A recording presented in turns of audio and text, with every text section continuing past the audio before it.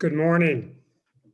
I'm Reverend Doug Slagle, minister to the gathering at Northern Hills Unitarian Universalist. It's my privilege to open this morning's service with the chalice lighting. And while a flaming chalice represents different things to many people and many churches, I believe it nevertheless is a unifying symbol of our Unitarian and Universalist stand for truth, justice, equality and equity, and a love for all people and all of creation. I light this chalice with our shared commitment to these values.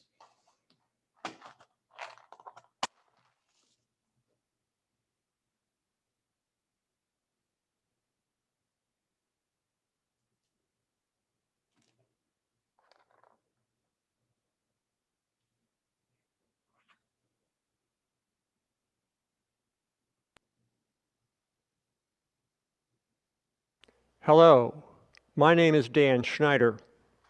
I want to welcome you to today's service on behalf of the Unitarian Universalist Council of Greater Cincinnati. The UU Council meets 4 times a year and includes representatives from all 6 of the UU congregations in Greater Cincinnati, representing more than 800 Unitarian Universalists. We share news and ideas on how to live the UU principles. We have discussed topics such as threats to our democracy, communication strategies, families with children, and membership. We believe that Unitarian Universalists are stronger and more effective working together.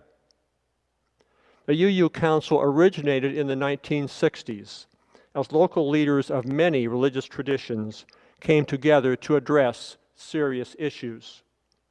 An interfaith organization, the Metropolitan Area Religious Coalition of Cincinnati, MARC, was formed to speak with a strong, united voice to address social concerns such as racism and poverty. Local UU congregations decided to form a local united organization so that we could be a significant part of MARC. As a part of MARC, we participate in annual meetings with people from many faith traditions to choose 2 major issues to focus on for the coming year. Currently, MARC is concentrating on displacement, affordable housing, homelessness, and on community police relations, justice reform. MARC has established a court watch program, and judges and attorneys have praised the program for helping to shine light on our criminal justice system. The Unitarian Universalist General Assembly next month will include a workshop on the Court Watch program. The UU Council has taken the lead on many important joint UU projects. The UU Council coordinates local UU participation in the Cincinnati Pride Parade and in the Festival of Faiths. We support GLSEN, a local alliance that works to ensure safe schools for all students, regardless of sexual orientation or gender identity. And we support Unitarian Universalist Justice Ohio. We are also happy to support today's joint service. Welcome. 1, 2, 3, 4, 5.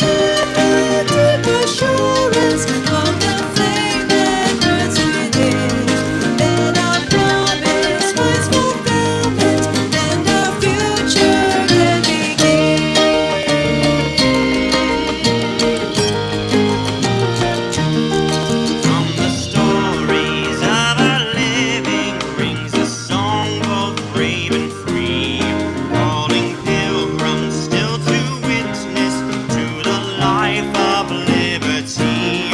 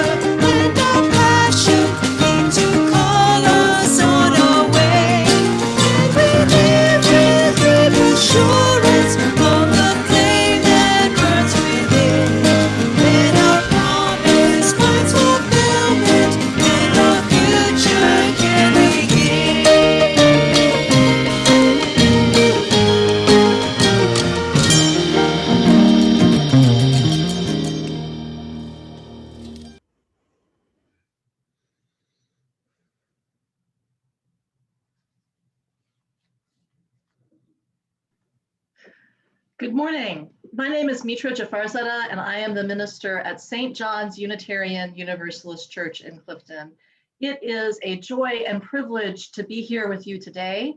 I would like to start with a word of gratitude to Reverend Doug for starting us with the chalice lighting, to Dan for those inspiring words about the council. It's really good to hear all those wonderful things that we're doing. And thank you for the reminder that we are stronger together. Let me give one more word of gratitude to the musicians, to Peng Chang He, who started us with the gathering music, and to the house band combined members from the gathering at Northern Hills and First Unitarian Universalist, Jared Fox, Chris Dendy, Park Dendy, Andrew Miller and Rosie Park, Danny Roth, and Michael Tacey. Finally, we're going to get to experience the piano playing of Evan Danielson later in the service. And we all know our worship lives are much enriched by music, so we are grateful to all of them. I wanted to say a word about how this service came to be and about what you can expect as we go through this next hour together. When thinking about Cincinnati, and that I love that statistics, 800 members, that's just stunning. Like we are a force to be reckoned with if we choose to be, right? When I think about Cincinnati, we are a city of 7 hills, named after another city of 7 hills. Cincinnati is named after Cincinnatus, a Roman statesman. And there was at the time a feeling that that was a noble marker, that we were in this great Greco-Roman tradition, right? Like, that sounds good, right? But let's be real. Let's be real. We are not so much in that tradition as we are on land that was acquired by forcibly removing the Shawnee and the Miama and other tribes who were of this land, and the land was of them. So we begin with a humble and joyful recognition that we are on land of a people who still exist and who have blessed and graced us in many ways coming down the generation. We are better off if we stand full and clear in the face of the wrongs that have been done. If we can do that, we can move forward with integrity. So we acknowledge this land as the land of the Miama people and the Shawnee. And we gather today as 6 congregations plus the UU Council. That's 7, right? Yeah. So how this service came to be is we asked 2 things of each congregation. First, we asked for a short video introducing the congregation and who they were, and a little bit of music and a few images to orient us towards where we were on the landscape. And second, I asked each congregation to bring a speaker to speak to the beautiful good news of our faith in this time for this community. So we have 5 congregations who are sharing the gospel of Unitarian Universalism for Cincinnati. What is the good news that we bring? And you will find this to be a diverse collection. You will find it to be an inspiring and beautiful collection. And I hope you find it to be an authentic reflection of the variety of Unitarian Universalism and Universalist Unitarianism in our community. Finally, I want to invite you to think of this service as something like a quilt, where we have gathered the pieces from across the community and stitched them together with love and care. Let us begin with the gathering at Northern Hills, and we'll move on to St. John's and First. We will pray together, and then Hopedale and Heritage will lead us through to the end. There will be an offering where you will be invited to give to UU Justice Ohio.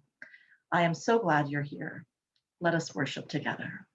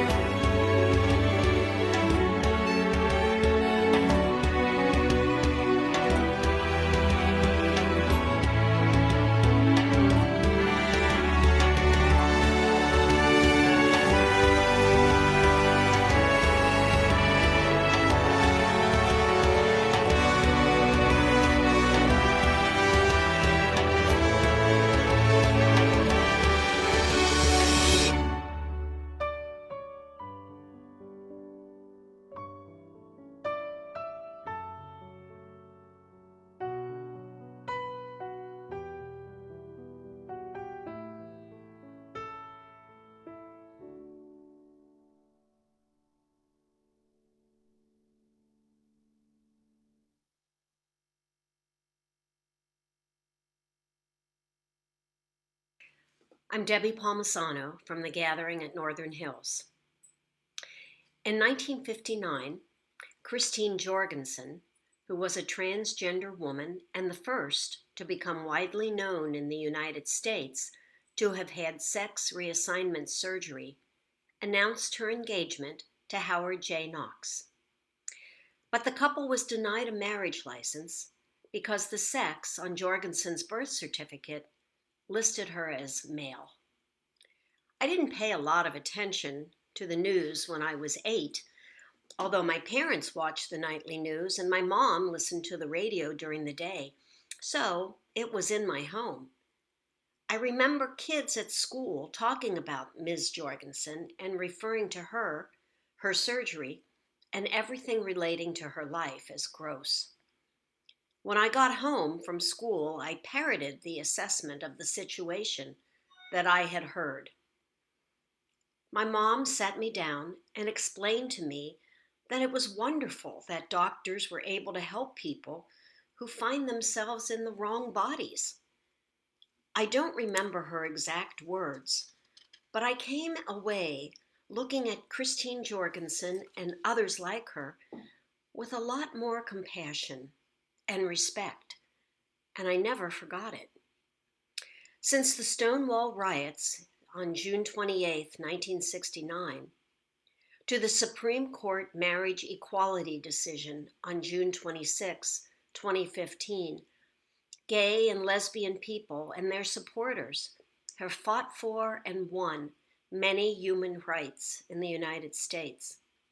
And now, 30 state legislatures are presenting bills to limit the rights of trans people.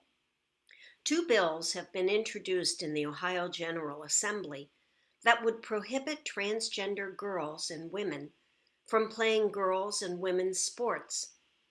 Another bill is coming that seeks to prohibit minors from medically transitioning, even if doctors and parents approve. Stephen Riker and Yasmin Yolusahin, both at the University of St. Andrews in Scotland, wrote in a chapter of the book, The Social Psychology of Collective Victimhood, that dominant group victimhood emerges when groups experience a feeling of actual or potential loss of dominance, a sense of resentment at this loss, which is bound up with issues of entitlement. That is, the undeserving are taking what we deserve, and hence provides a moral dimension to restitutive actions, and finally, the prospect of redemption, of restoring the rightful order of things through action.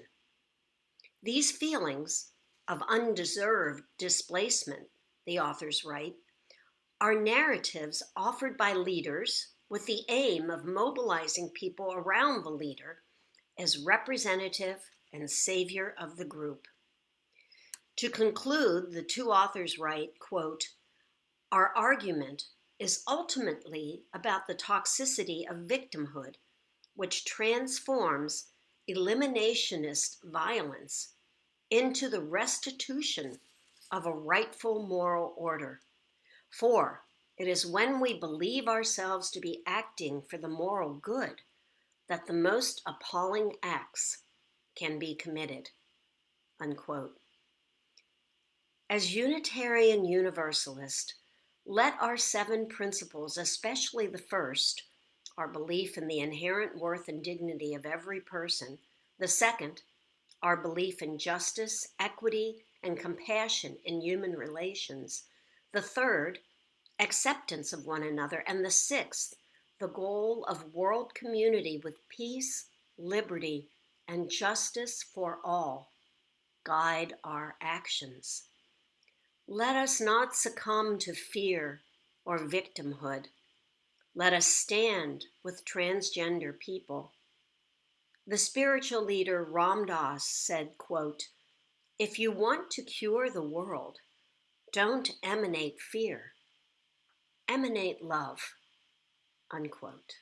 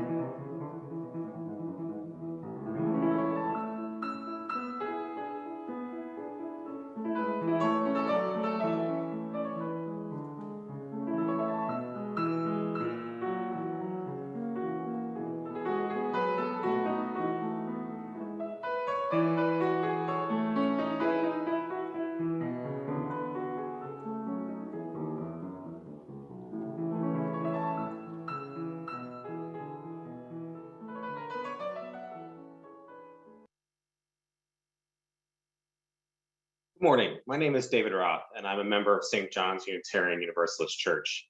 And it's my pleasure this morning to speak to you about why St. John's and Unitarian Universalism are so important to me.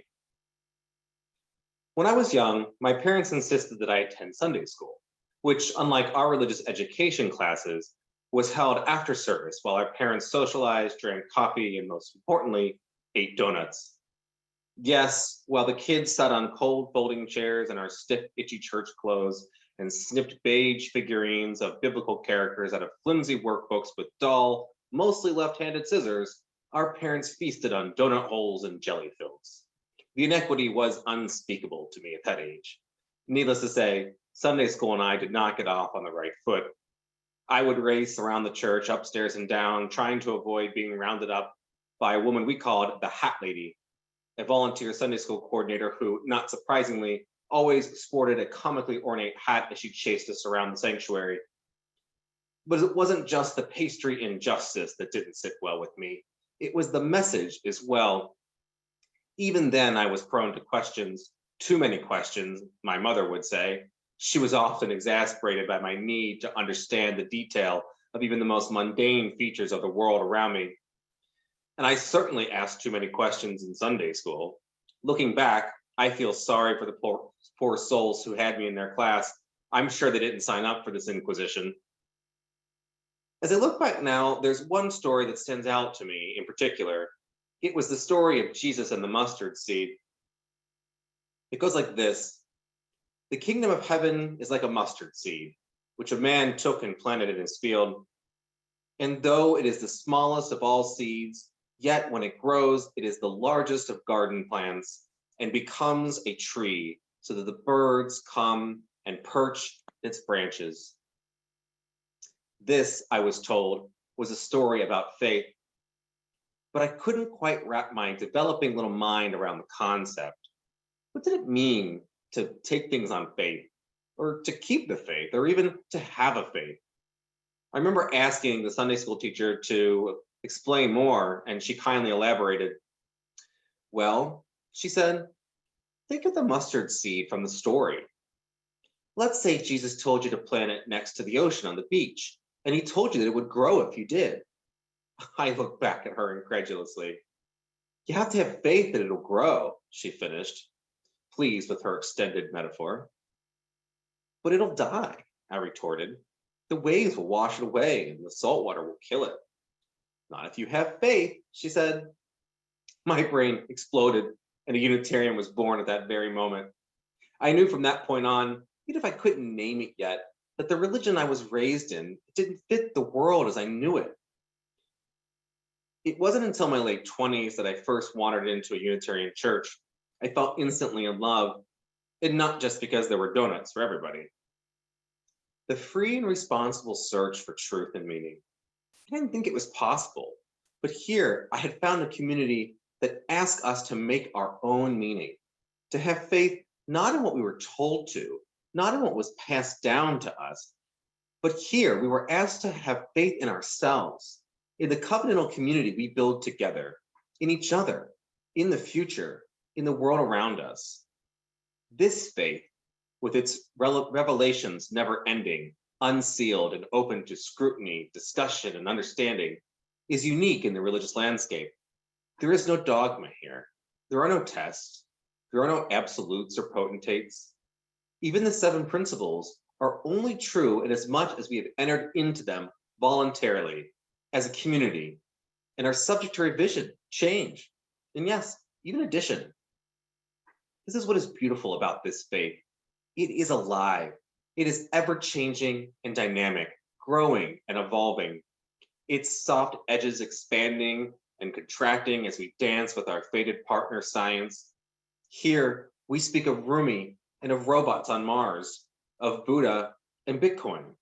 Nothing is off limits as we seek to hold our shining chalice up as a light in the darkness of this big, strange world. Our faith does not offer the soft comforts of answers that can be cut out of a book and arranged into a pretty picture. It is a difficult faith that challenges us all to find our better selves, to build a better world, to ask ourselves life's most challenging questions, and to hold on to each other as we each set forth on our journey to make meaning.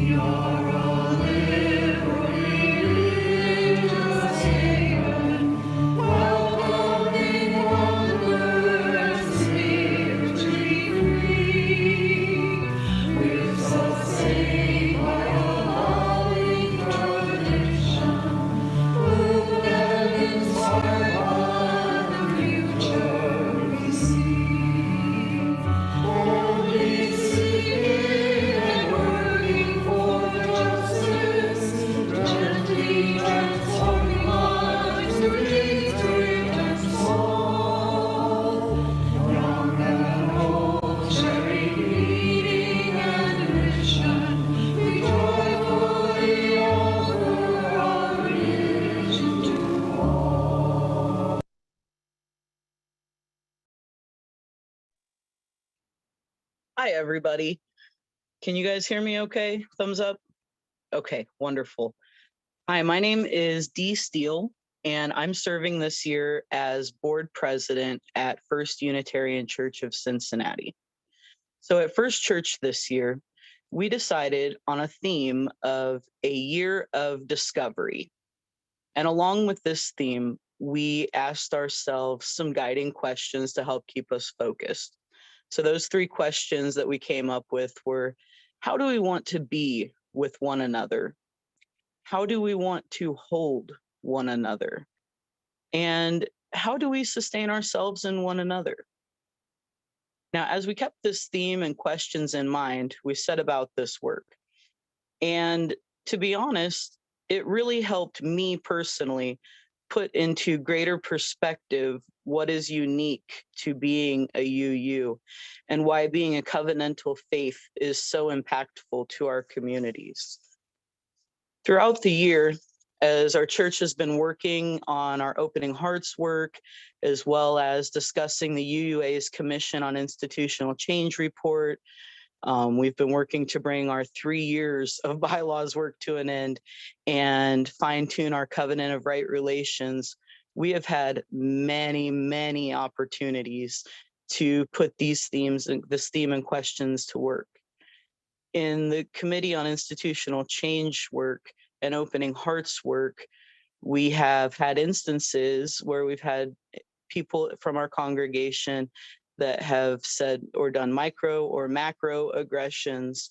Of course, that's just a few of our congregation members, but because of our theme and our guiding questions this year, instead of ignoring it, hoping it's going to go away, not dealing with it, those guiding questions really allowed us to meet it head on.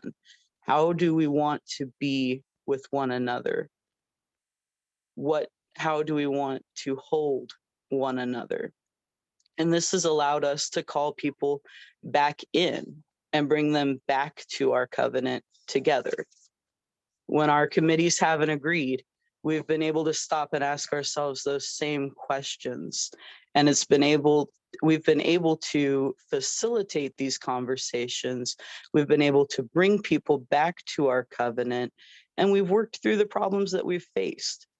So we've really been able to change a lot about the culture, the past culture of our church, by just honestly, just remembering our principles.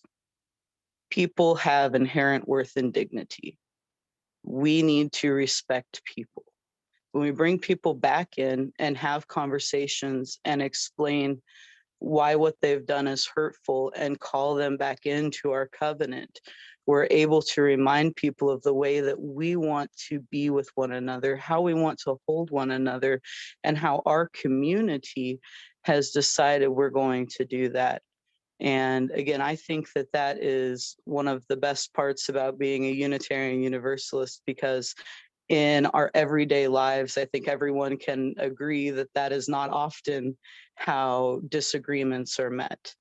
So again, for me, I think the most important thing, or one of the most important things that we've come through our work with our year of discovery, is really discovering how important it is to be a part of a community where you are respected and where people, even if you have a disagreement, are able to, at the end of the day, come together and see that common good and that common reason that we are a community. So thank you.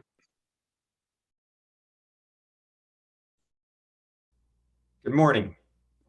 We move now from First Unitarian Church to First Universalist Church, or at least to the congregation that once was known as First Universalist, Heritage Universalist Unitarian Church. I'm Bill Gupton, Senior Minister at Heritage, and we are located in Anderson Township on the east side of Cincinnati. I invite you to join me now in a time of prayer and reverence, to be followed by a moment of shared silent reflection. Spirit of life, great mystery that surrounds us and upholds us, that gives us birth, and to which we shall ultimately return. There are times in our lives when we must acknowledge that we are not alone, that we are not islands unto ourselves. Times when we become aware of our utter dependence on others, aware of our interdependence with all that is, our connection, aware of the way we are woven together in a fabric of community, a quilt of compassion and shared destiny. Let this morning be one of those times. Let this hour together remind us of that higher cause which calls us on. We pray that in joining for shared worship today, if only virtually, we will come to know one another better. We will learn to celebrate our shared values, and we will recommit ourselves to the work of building a better world for all souls. This we pray in common purpose, in abiding hope, and in the power of love. May it be so, and amen. Now let us take a moment in silence to listen to that still, small voice within, to say our own private prayers, to center ourselves in something that is greater than ourselves.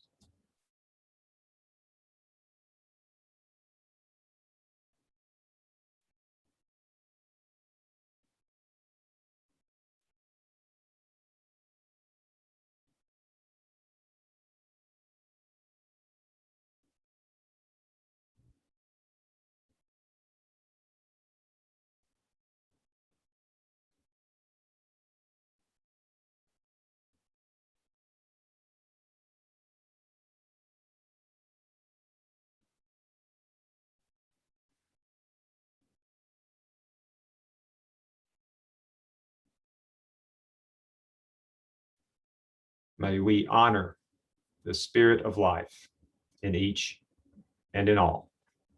Amen.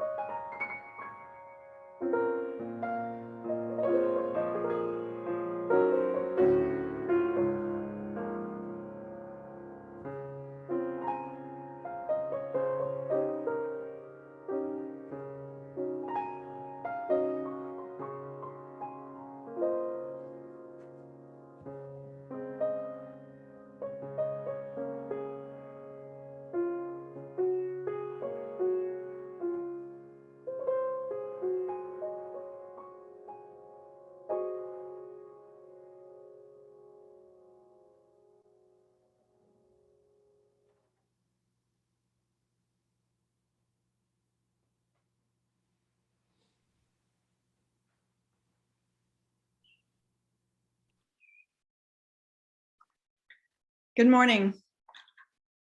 My name is Patty Klingenberg, and I'm speaking to you from Hopedale Unitarian Universalist community in Oxford, whose lively members you have just seen in the slideshow.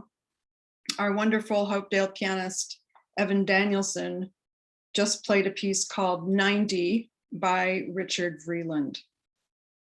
Since I have been acting as Hopedale's choir director for the past 5 years, it is perhaps fitting that I should address Unitarian Universalism and the arts. Artistic expression is an important way that our denomination contributes to society, but also an important way that we speak to each other. The obvious creative expression of our UU denomination is probably the architecture of our beautiful buildings, visible even to those who never step inside. From the lovely old 18th century buildings which still stand in New England to the more modern structures of the West, our buildings have expressed our values and are often viewed as innovative in the moment of construction. The beautiful Arlington Street Church in Boston, for instance, has the largest collection of Tiffany glass windows of any church in the country. Frank Lloyd Wright's Unity Temple in the Oak Park suburb of Chicago is considered one of his most important structures. Wright's design delays the experience of the sanctuary by having congregants enter a large social space before being directed to the worship space, a strategy which celebrates both faith and community. His innovative design has been widely replicated by the modern church buildings of the West. Most of the Western churches adopt their styles from the local vernaculars, utilizing arts and crafts or Spanish colonial elements to reflect their settings. Many are open to the natural world, which is celebrated as part of our faith communities. Once inside our buildings, one can see the many ways that artists have riffed on our symbol, the flaming chalice, in sculpture, painting, and stained glass. At Hopedale, we have harnessed local talent for our quilts, which hang behind the altar and change with the seasons. The art of the services themselves focuses on words and music. Poetry rearranges our everyday language to surprise us into new insights. UU poets from Emerson to E.E. Cummings to William Carlos Williams, Dr. Seuss, and Mary Oliver have become our modern UU saints. Robert Frost's wonderful "Choose Something Like a Star" exemplifies the poetic expression of our human search for meaning. The poem is framed as an apostrophe, a dialogue between the poet and a distant star. The poet speaks directly to the star, complaining about its cold distance, demanding, "Say something." And the star answers, "I burn." The poet continues, "But say with what degree of heat? Talk Fahrenheit, talk centigrade, use language we can comprehend. Tell us what elements you blend. It gives us strangely little aid, but does tell something in the end." And the poem concludes with something other than the scientific terms with which the poet began. The star's cold distance silently asks something of us. It asks a little of us here. It asks of us a certain height.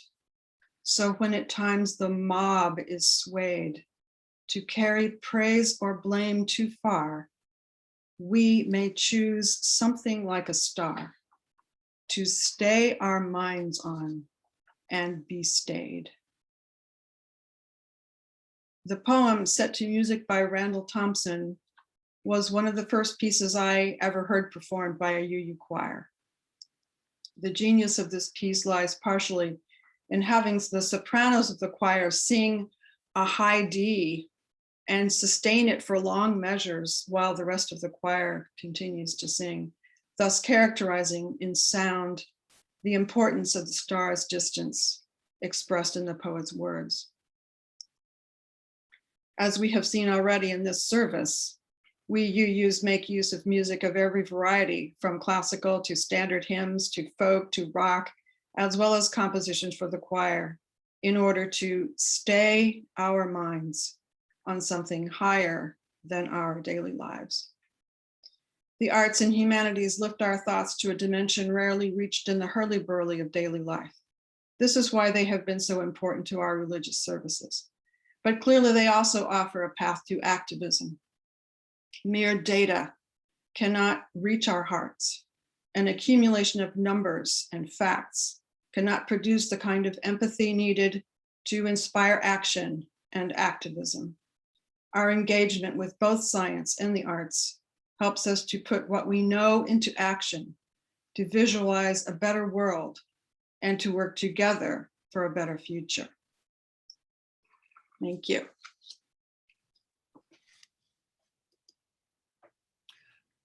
Good morning. I am Tim Krause from the First Unitarian Church of Cincinnati. Our Share the Plate offering today in this month of May will go to Unitarian Universalist Justice, Ohio, or UUJO. UJO is the very visible action arm of Unitarian Universalism here in Ohio.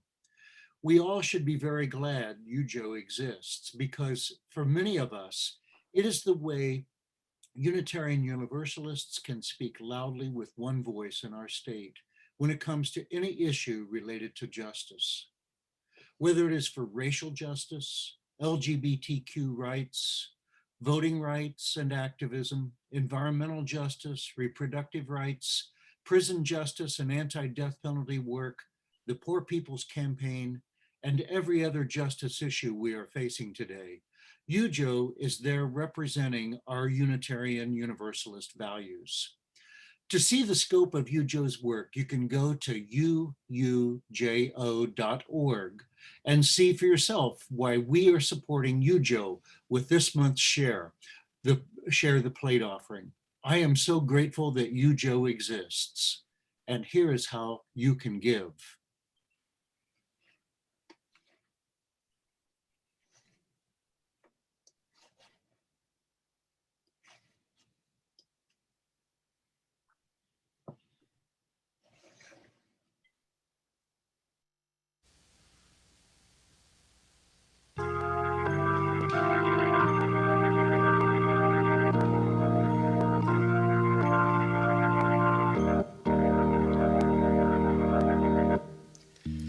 We would be one, as now we join in singing our hymn of love, to pledge ourselves anew to that high cause of greater understanding of who we are and what in us is true. We would be one in living for each other, to show to all a new community.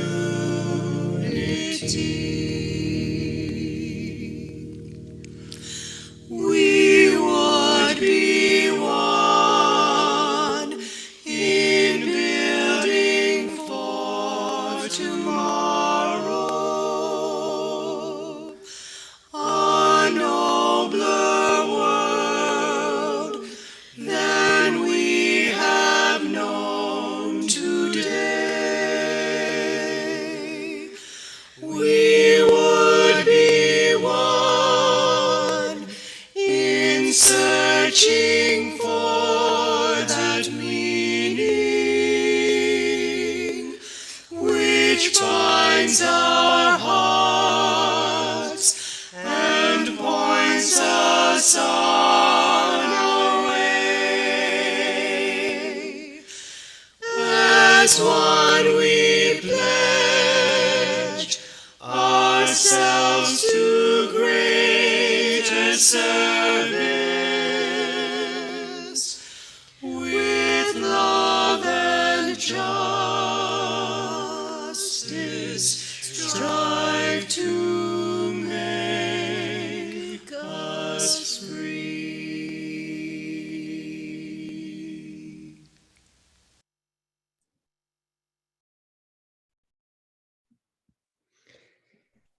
Thank you for that beautiful musical accompaniment to the offering this morning across 6 UU congregations of Cincinnati.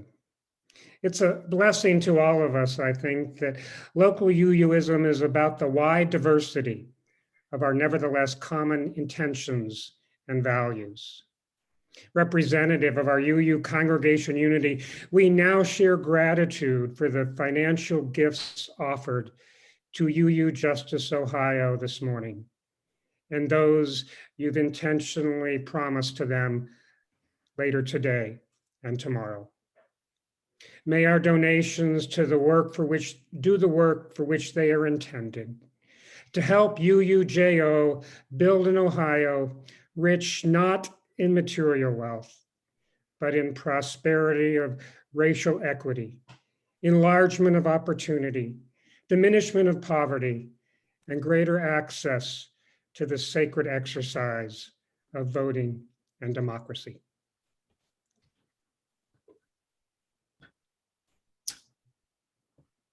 Some of the justice work, at least some of the kinds of justice work we 21st century UUs engage in, statewide and locally here in Cincinnati, would no doubt have been inconceivable to our Unitarian and Universalist ancestors of several generations ago. As the minister of Cincinnati's oldest Unitarian Universalist congregation, I'm sure that our Universalist ancestors could not have imagined their religious descendants, us, answering the call of love quite the way we do, answering the call of the very same love they themselves preached from the pulpit in this historic building in the 19th century. Patty spoke a moment ago of our UU love of architecture. This historic Universalist church building was designed by famous Cincinnati architect Samuel Hannaford, who also designed City Hall and Music Hall. This morning, as I remember and lift up those who gathered in this building, I am sure they could not have imagined people like us who have widened our circle and our interpretation of what full inclusion truly could mean, to include working with our Unitarian companions and colleagues for things like LGBTQ rights, for voting rights that include minorities or women for that matter, or working in solidarity with a movement called Black Lives Matter. Yet those who gathered for roughly 3 generations in the sanctuary of the building you see on your screen were active, eager participants in what we might today think of as progressive public religion, preaching the gospel of God's unconditional love in a location less than a mile from First Unitarian Church. They called themselves First Universalist Church, as they had since first coming together in 1827, and they were, like we who now call ourselves Heritage, were keepers of the old-time Universalist motto, God is love. For our part, in our time, Heritage is proud to carry the legacy of Universalism in Cincinnati and to keep the chalice flame that represents unconditional love burning brightly for and with all of our Unitarian Universalist companions on this shared spiritual journey. Each Sunday, as we have for many years, we begin our worship services at Heritage by reminding ourselves of our congregational covenant, which itself begins with the words, "Love is the spirit of this church." For me, for us, that pretty much sums it up.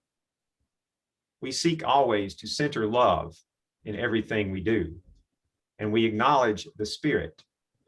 Heritage is a UU church where spirituality is also centered. You may have noticed as well that Universalism is not just centered, but prioritized at Heritage. When we adopted our current church name back in 1985, we chose Heritage to honor our past. And we also chose for the first time to include the word Unitarian, but very intentionally to put the Universalist first. There are other word choices we make at Heritage that many UUs find striking, word choices that we consider commonplace ourselves, such as our covenant. Just as our covenant begins with the word love, for example, it ends with the word God. The last line of our covenant affirms, "Thus do we covenant with each other and with God." Yes, Heritage is a UU church where we are comfortable with, and where in fact we actually prefer, what former First Unitarian Church youngster and eventual UUA president, Reverend Bill Sinkford, once famously referred to as the language of reverence. When Sinkford encouraged Unitarian Universalists in the late 20th century to reclaim a language of reverence that is our birthright, his words resonated powerfully with those of us at Heritage Church. Let me be clear about something, however. We don't tell you what words like God or Spirit, faith or worship have to mean for you. We know that each individual brings a different lens, different understandings, and different life experiences to such language. But we do seem to share a belief that religious language itself is important in any community of faith. It is important in creating a religious home, a church family. And at Heritage, we definitely have and we value the sense of being a church family. Elders and young people alike, parents and singles, recent college graduates and retirees, all of us searching and seeking together. All of us, human beings, children of the same creation, who not only share innate human needs for companionship and support, meaning and fulfillment, but also share what we consider the equally inherent human longing for spiritual connection, spiritual growth, that often overlooked third Unitarian Universalist principle. From a rabble-rousing group of liberal thinkers who gathered in the frontier on the banks of the Ohio nearly 200 years ago to hear and preach their version of the gospel of inclusion, to today's 21st century progressive congregation that has embraced end-of-life ministry and created Cincinnati's only natural burial ground, again to serve all souls. We are Heritage. Thank you for this opportunity to share a little bit about the church I've been blessed to serve for the past 19 years. The Church of Love, the church that I love. Here now is our music director, Les Tacey, singing a hymn that is often associated with the coming together of the Unitarians and the Universalists, the merger that created the modern UUA, of which we are all a part.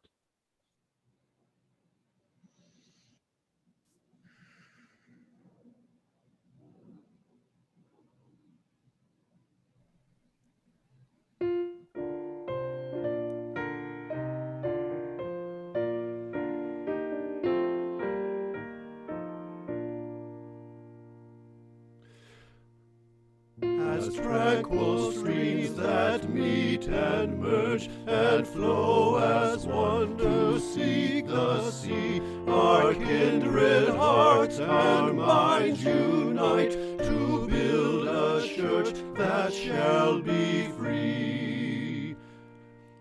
Free from the bonds that bind the mind to narrow thought and lifeless creed, free from a social code that fails to serve the cause of human need. A freedom that reveres the past but trusts the dawning future more, and bids the soul in search of truth adventure boldly and explore. Prophetic church, the future waits your liberating ministry. Go forward in the power of love. that makes us free.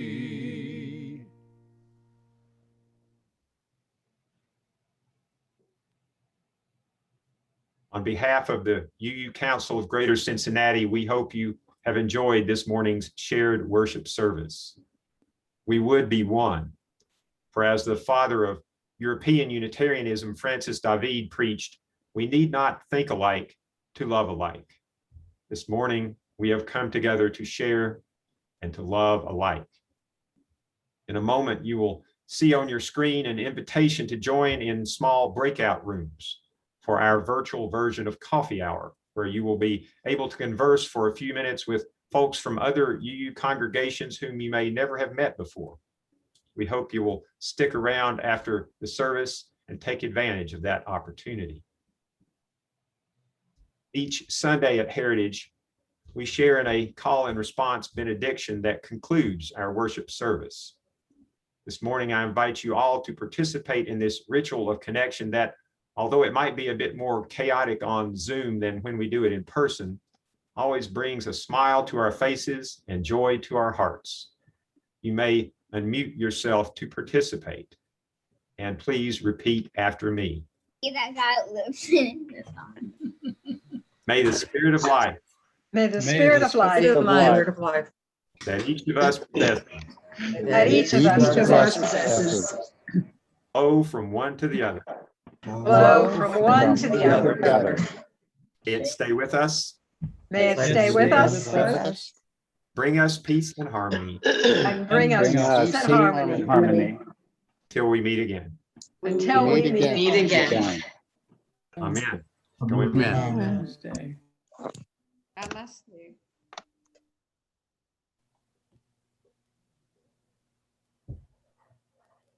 The host muted everyone.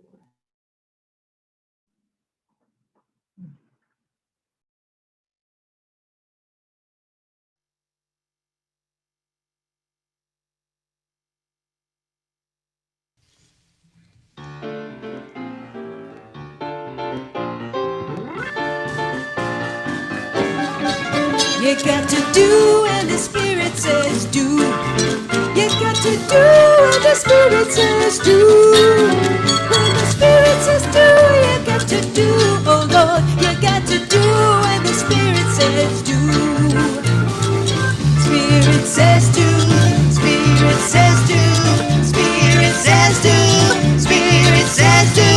Spirit says do. Spirit says do.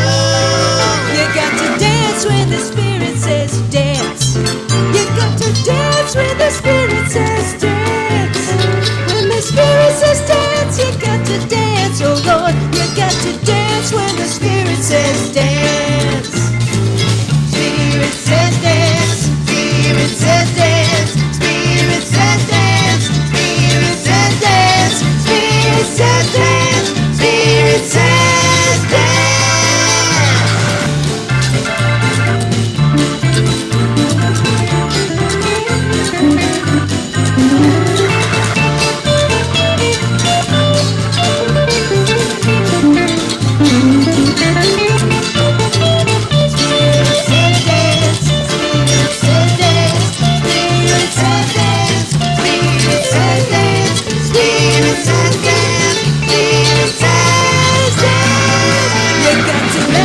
The Spirit says laugh. You got to laugh when the Spirit says laugh. When the Spirit says laugh, you got to laugh. Oh Lord, you got to laugh when the Spirit says laugh. Spirit says laugh. Spirit says laugh. Spirit says laugh. Spirit says laugh. Spirit says laugh. Spirit says laugh. You got to shout when the Spirit says shout. You got to shout when the Spirit says shout. When the Spirit says shout.